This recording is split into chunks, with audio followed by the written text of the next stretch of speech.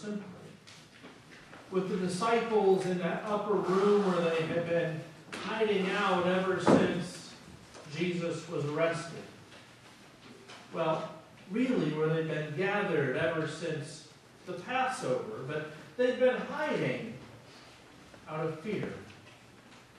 They had seen Jesus, they had walked with him, they had gone fishing with him, but still they kept coming back to that upper room, the place where they could lock the doors and feel safe. They were waiting. They'd been promised the Spirit, but they had no idea what that would mean.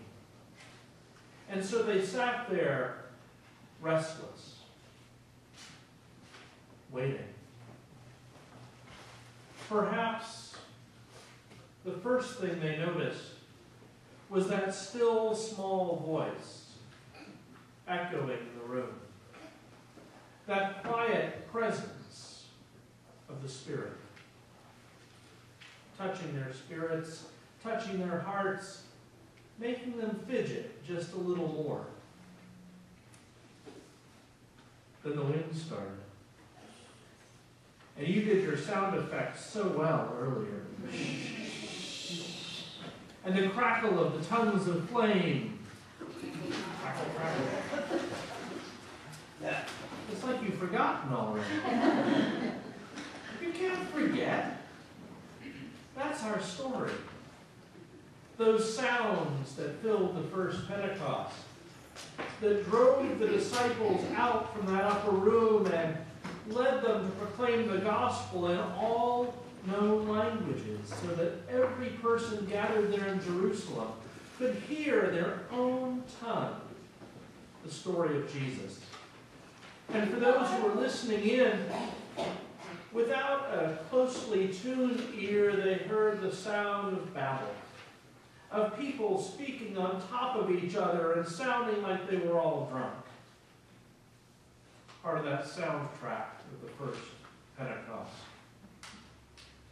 But for the people who were listening, who were paying attention, they heard the gospel in clear tones, speaking in their own language, to the Medes and the Persians, to the Elamites and the residents of Cappadocia and Phrygia and Asia and Pontus. By the way, you got every single one of those right.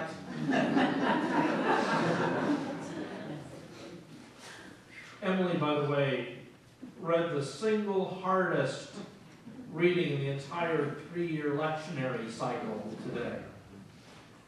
But all of those people gathered there, hearing the gospel in their own language.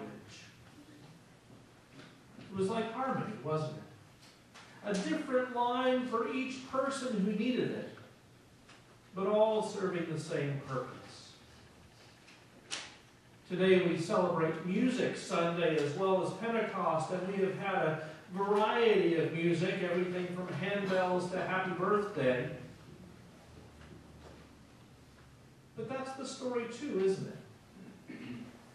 For each generation, for each style, we find the Spirit still moving along. In Gregorian chant, in hip-hop, it's still there. In rhythm and blues and in Appalachian gospel. In pop. In country. It's there because the Spirit speaks to all of us in the language that we need to hear in order to feel it. And I know you felt it this morning.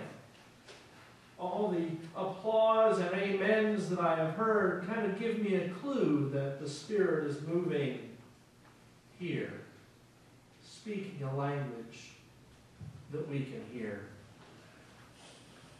Of course, here we are gathered in our little upper room, like those disciples, and we are feeling that power. We're hearing the rushing wind and the crackling of flames.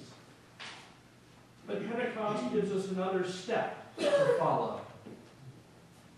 Not necessarily the step that we saw going on in the balcony, but a step that takes us out of these doors and sends us into the world to preach the gospel, every one of us, in the language that someone needs to hear.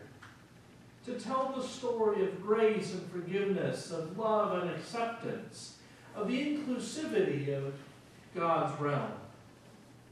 A message that is sometimes at variance with other things that people like to call the gospel, but is anything but. For us, Pentecost is a challenge to get out there and tell the real story of God's love, and to change the world little by little.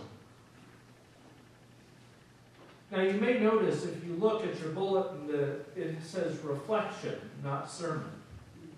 And that means I'm done. Amen.